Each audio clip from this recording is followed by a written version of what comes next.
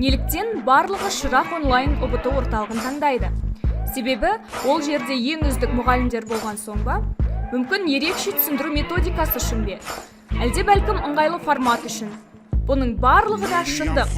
Бар болғаны 4 ай ішінде ұбт-ға толық 100% дайын болғың келсе, ең үздік Шырақ онлайн орталығына дәл қазір жазыл.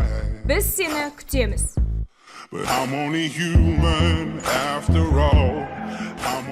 Сәлем, жас түлек. Грант иегері атануыңа көмектесетін Шырақ онлайнға қош келдің. Қазір оқу сауаттылығының жаңа форматтағы нұсқасымен танысамыз 2024 жылға. Оның алдында өзім туралы қысқаша айтып өтсем, Еркегүл Қайратқызы 2017 жылда жаңадан оқу сауаттылығы енген кезден бастап жұмыс жасап келе жатырмын осы салада. Сондықтан өте көптеген мәтіндермен таныспын, сұрақтың құрылымдарымен, ұбт саласындағы оқу сауаттылығы бойынша сұрақ талдаудан эксперттердің бірімін. Енді бірінші сұраққа бастап талдайық. Сұрақтан, мәтінді тоқтап қойып, оқып, танысып, бірге талдап отырыңыздар. Егер құр сұрақтарға ғана қарап кете беретін болсаңыздар, өздеріңізге ешқандай пайдасы жоқ. Бірінші, мәтін жалпы не туралы? Мәтінде мына жақта бізде саба деген ыдыс туралы айтып бастап жатыр. Саба деген ыдыс қандай? Саба деген мындай сопақша келген ыдыс, оның ішіне қымызды құйып, аштады. Немесе мынандай да кездеседі. Сол сабаның ішіне сүт құйып, саба майды деп бүйтіп тұрып шайқайды. Сол кезде сүттің бетіне көлкіп май шығады ғой. Түсініп тұрсыздар ма? Бетіне май пайда болады. Сол майды бүйтіп алады ғой ананың ішіне. Сол сияқты мына жерде айтып тұр сіздерге. Ең бастапқы сөйлемде байқадыңыздар, тойға немесе асқа қымыз әкелген сабаны бір жолата сарқып деп басталып тұр ғой. Демек, мына қымыз ненің ішінде тұр деген сөз сабаның ішінде тұр. Саба деген сонда ыдыс. Түсіндіңіздер, Жаңа стопқа қойып танысып оқып шыққан болсаңыздар, енді сұраққа кірісеміз. Сұрақ не дейді? Мәтіндегі сабаға қатысты тағам түрі дейді. Демек, тамақ. Тамақ бұл жерде бізде не болып тұр? Қымыз, сұйықтық, Қымыз бағана сабаның ішінде тұр. Сразу түсінікті, қай нұсқаны таңдаймын деген сөз. В нұсқасын талдаймын. Бірақ оқу сауаттылығында мәтін жасап отырған кезде өте қатты ескеру керек нәрсе ол мұқияттылық деген. Неге? Себебі көп оқушылар жалпы мәтінді түсініп тұрмын, мен біліп тұрмын дегенмен қабылдайды да, мына жерде андай болуы мүмкін деген варианттарды ескермейді. Бірден алып белгілей салады. Сабақтың соңғы жағында мұқияттылыққа арналған сіздерге бір тест берем. Жалпы 2017-тен бері қарай оқу сауаттылығына беріп келе жатырмын ғой. Бұл тесттен бір 200 оқушыдан тест алғанда, 200 оқушының бір 2-ақ оқушысы өткен тест қой. Сонда мұқияттылықты көп оқушы бағанағы бастапқы орындарға қоймаған. Сондықтан бәрі құлады деген сөз ғой. Сіздерді көреміз, мүмкін өтетін жарыстар. Ал енді кеттік.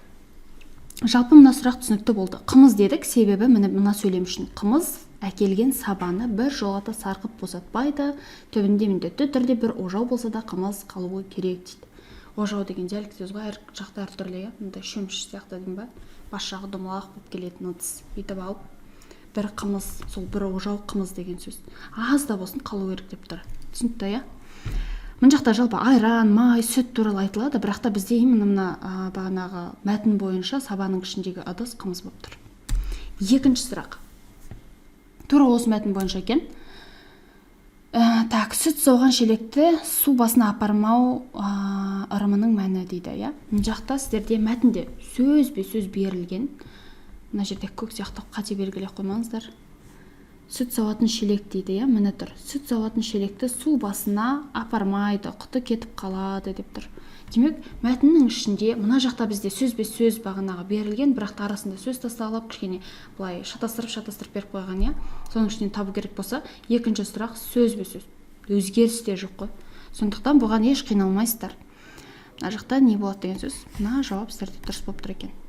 Қалған жауаптар ше, сүтті білдіреді, улы жәндіктері түседі дейді. Бұл жақта мүлдем жоқ, Келесі. Бұл жаңа мәтін. Тағы да тоқтатып қойып, мәтінмен танысып шығамыз. Ары қарай келесі сосын сұрақтарды оқитын боламыз. Бірақ та негізі мәтінді стопқа қойып оқып жатқан оқушылар көп емес ау деп ойлап тұрмын өзім. Құр ответтерін көруге келген оқушылар бар шығар. Сондықтан мәтінді бір рет оқиық. Толық. Үйге келген қонақ ілулі тұрған кимешектің үлгісіне қарап-ақ отбасындағы әйелдердің жас мөлшері, талғамы мен дәрежесінен хабардар болған. Демек, кимешек әрі төлқұжат, әрі мінездеме рөлін атқарған дейді. Бірінші абзац бітті. Бірінші абзац бізге не айтты? Үйге келген қонақ бағанағы кимешек деген бағанағы киім, басқа киетін киімді айтқан. Сол басқа киетін киіміне қарап, оның жас мөлшерін біле алған екен дейді.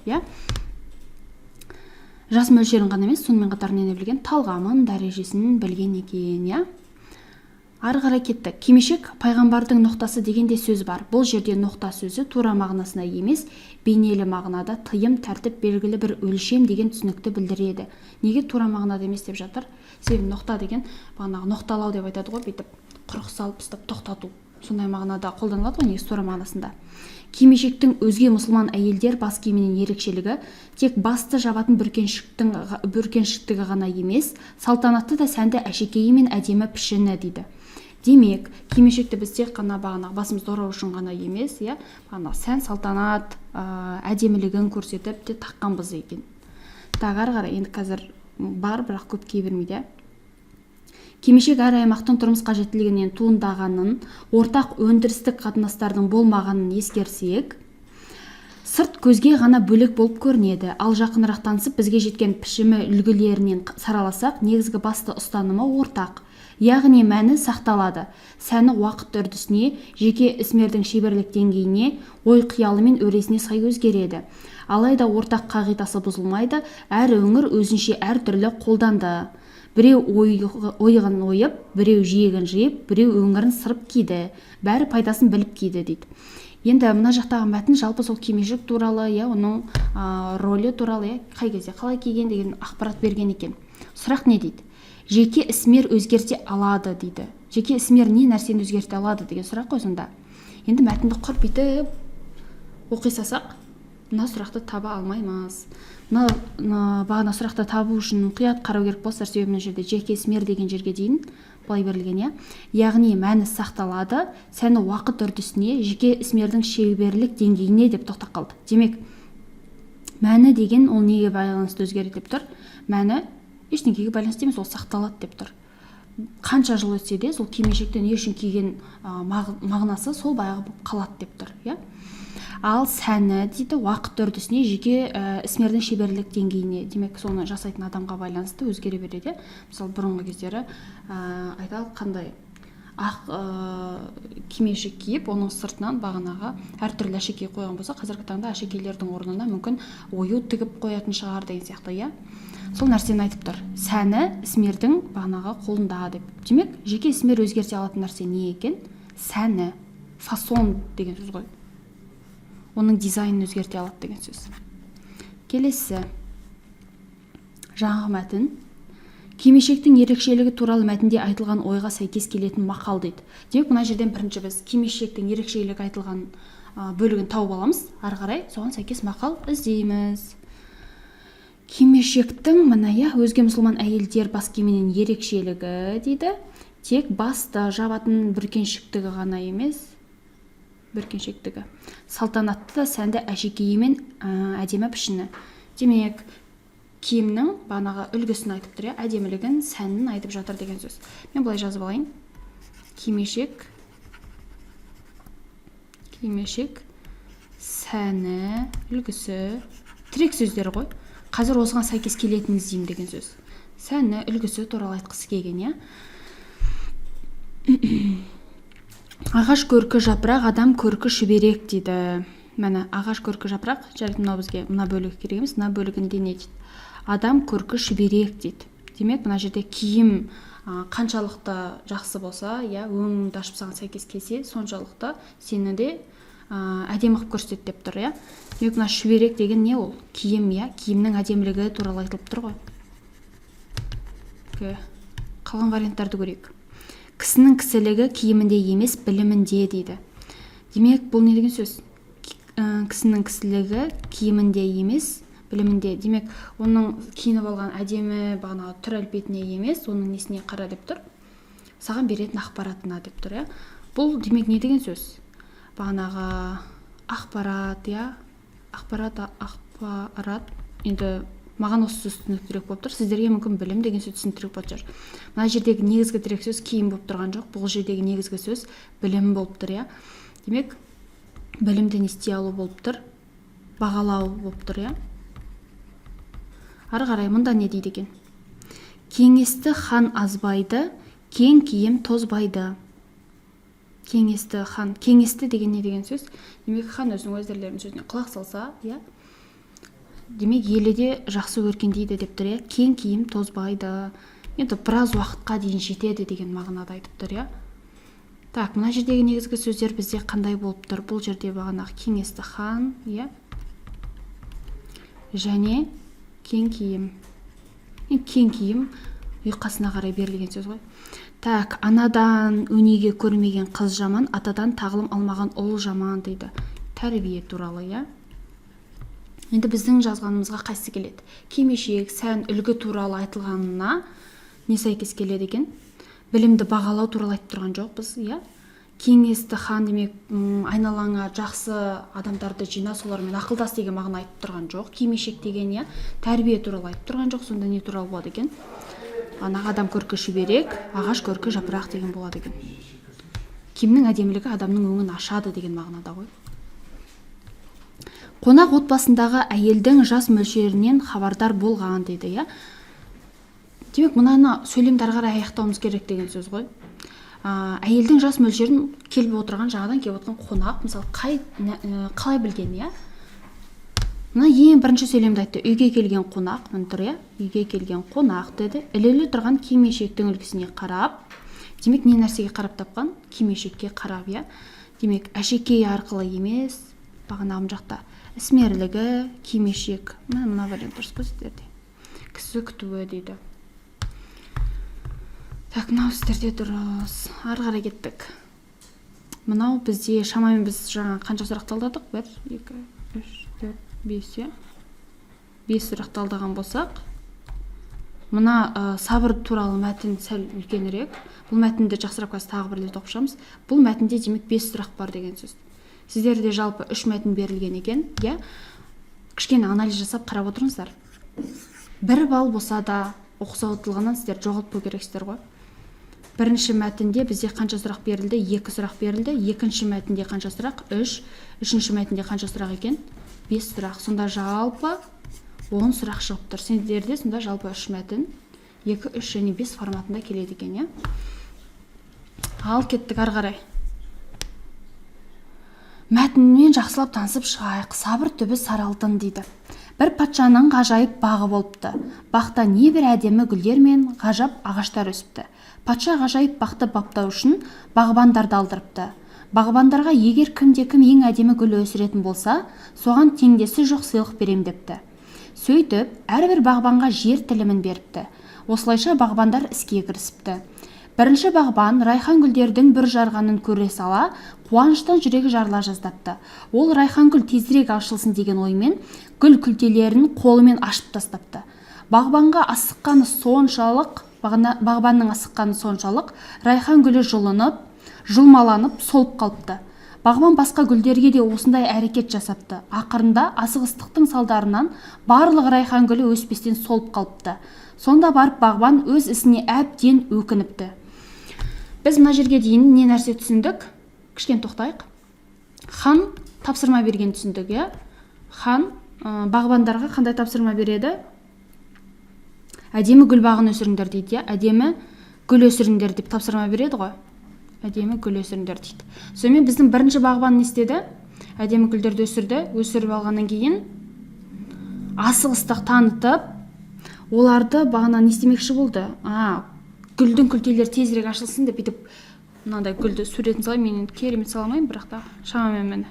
Бүйтіп өсіп келе жатқан гүлдің күлтелерін істеді, қолмен алды да ашып тастады. Ойлаған ғой енді анау тезірек ашылып кетсін деп. Сонымен ол гүлдерін бәрін істеді, солып қалды. Енді келесін көрейік. Екінші бағбан гүлдерін шыны құтыда өсірмекші болыпты. Ол гүлдері аса ұқыптылықпен күтіп баптады. Біресе құтыдағы суды ысытады, біресе суытады. Күні бойы құтының қақпағын бір сәтке ғана ашады. Біраз күндер өткенде гүл бүр жарады. Гүлдің өскеніне көзі жеткен бағбан құтының қақпағын ашады.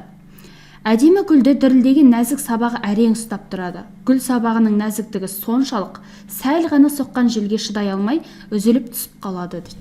Демек, біріншісі бізде асығыстық танытып не істеді?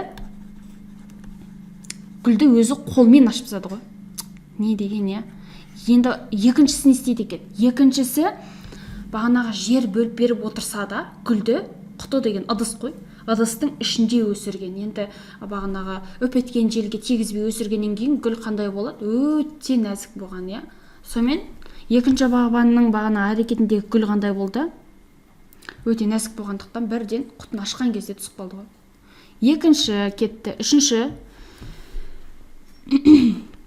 Үшінші бағбан гүлдің бір жара бастағанын көре сала шыдай алмастан оны үзіп алып, қараңдаршы, мен ең әдемі гүл өсірдім деп айқайлап, патша сарайына қарай жүгіре жөнелді. Сарайға жеткенше гүл солып қалады.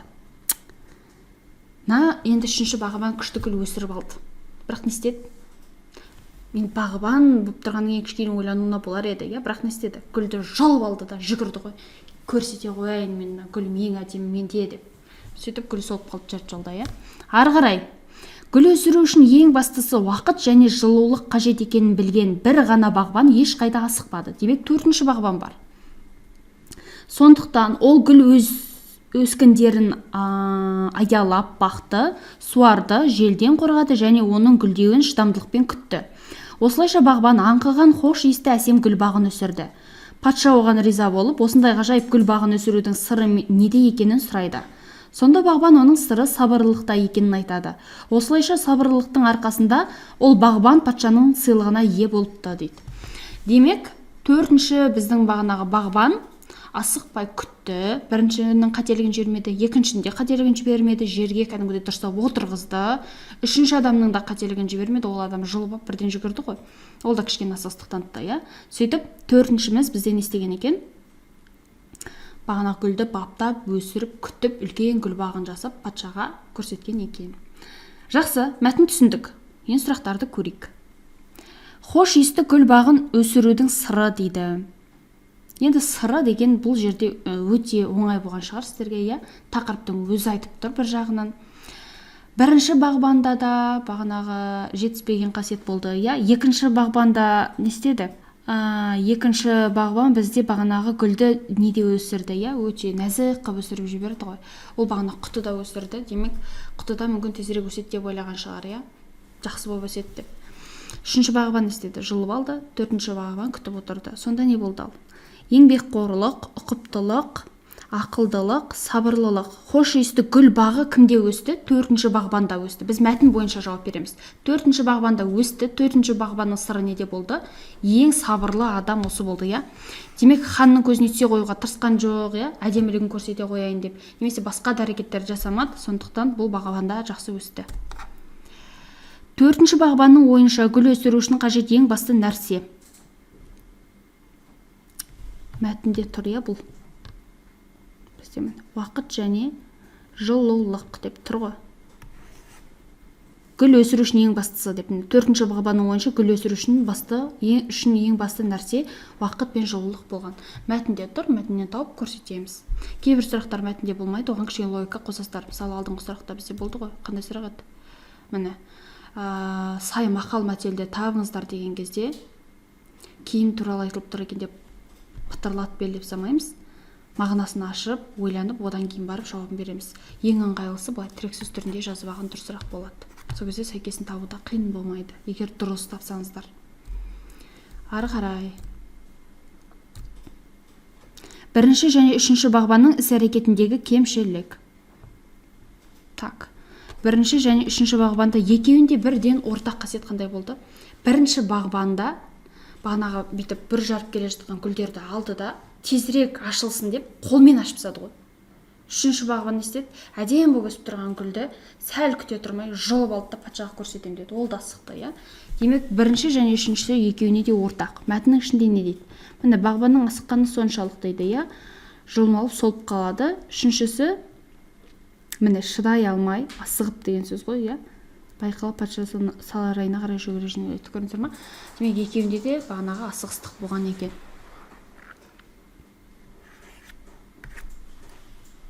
Жігерсіздік деген не ол? Ерік жігері жоқ деген өте ез адамдарға қатысты қолданылады. Ұқыпсыздық деген ұқыпсыз деп айта алмаймын, себебі екеуі де өте гүлге жақсы қарады. Бірінші де, үшінші бағбан екеуі де өте жақсы қарады, күтті, баптады деген сияқты. Шалағайлықты танытқан жоқ, екеуі де жақсы өсірді. Сол үшін гүлдер өсіп тұр олардың. Просто біреуі оны қолмен ашып тастады, екіншісі жұлып алды. Сондықтан асығыстықтың кесірі болды деп айтамыз. Жігерсіздік дегенді тағы қалай түсіндірсе, жігерсіз деп айтады ғой. Мысалы былай айтса, негізі біледі сабақ оқу керек екен ол адам, бірақ та өзін жинап орнынан тұрып сабақ оқи алмай отыр. Сондай адамда мысалға жігері төмен болып тұр дейді, жігерсіз болып тұр дейді. Кейбір енді көп андай сылтауды көп айтатын, әрекет жасамай, бағанағы өзінің ішкен жегеніне риза болып, құр сөйтіп жүре берсе, ерік жігері төмен екен дейді. Ерік жігері демек бойындағы бір сондай несі деген сөз, күші деген сөз ғой. Патшаның бағбандарға бергені дейді. Патша бағбандарға не береді? Райхан гүл бермейді, райхан гүлді бірінші бағбан өсірді, жер телімін береді. Өйткені мәтінде не деп тұр? Так, міне, жер телімін беріпті деп тұр, сондықтан жауап дұрыс, бірақ қалған көрейік. Сыйлық дейді, сыйлық.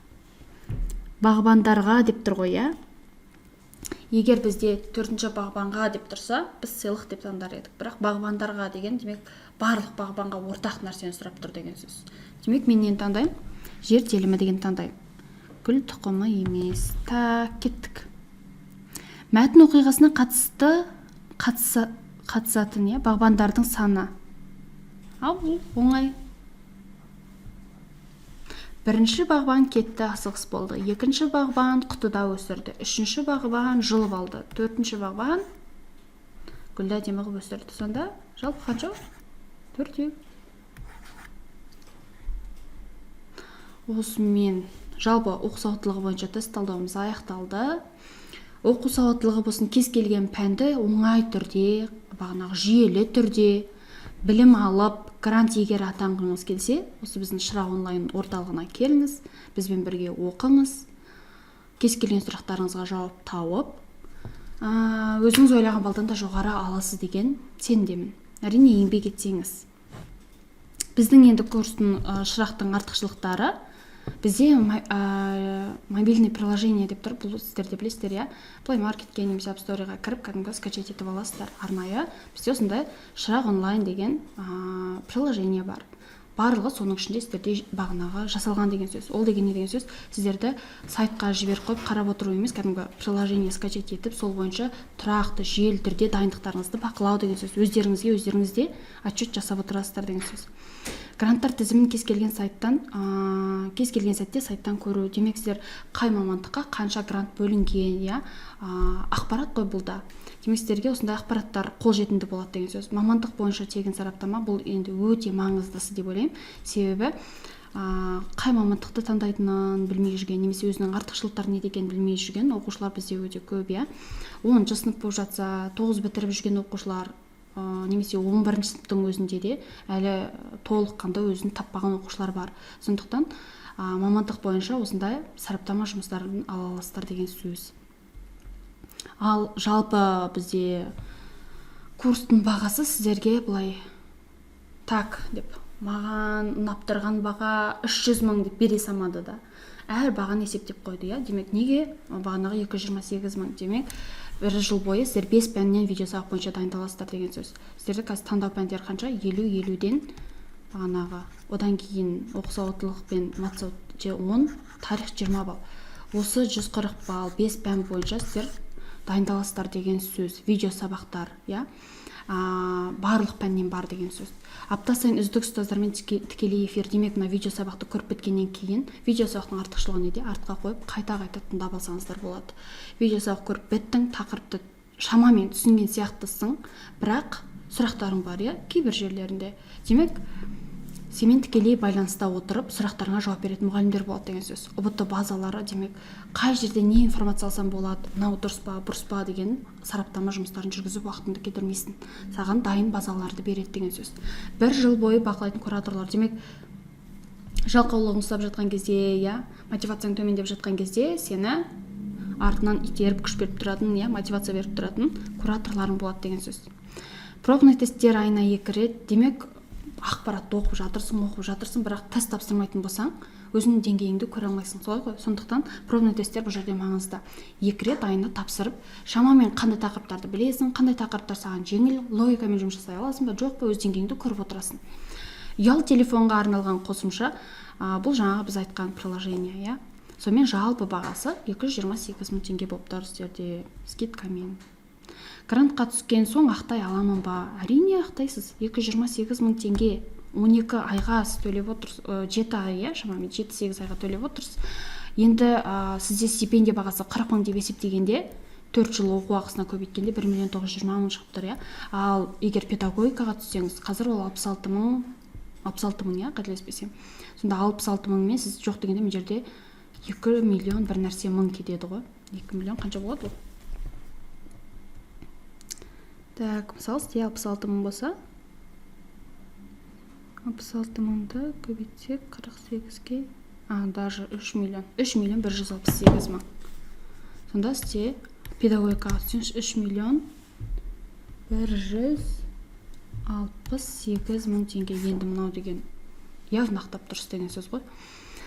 Ары қарай мынау енді сіздерге шамамен есептегендегі бағалары, барлығы сонда 228 мың алып тастаған кезде сіз 3 миллион 840 мың теңгені универге бермейсіз, осы ақшаны үнемдейсіз, және 1 миллион 920 мың теңге сізге төлейді. Оның 228 мың алып тастағанда сізде жалпы мынандай баға шығады деген сөз.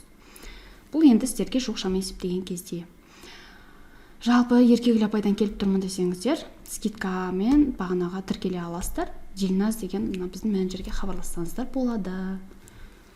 Осымен жалпы нұсқа талдауымыз аяқталды. Сіздерді күтетін боламыз.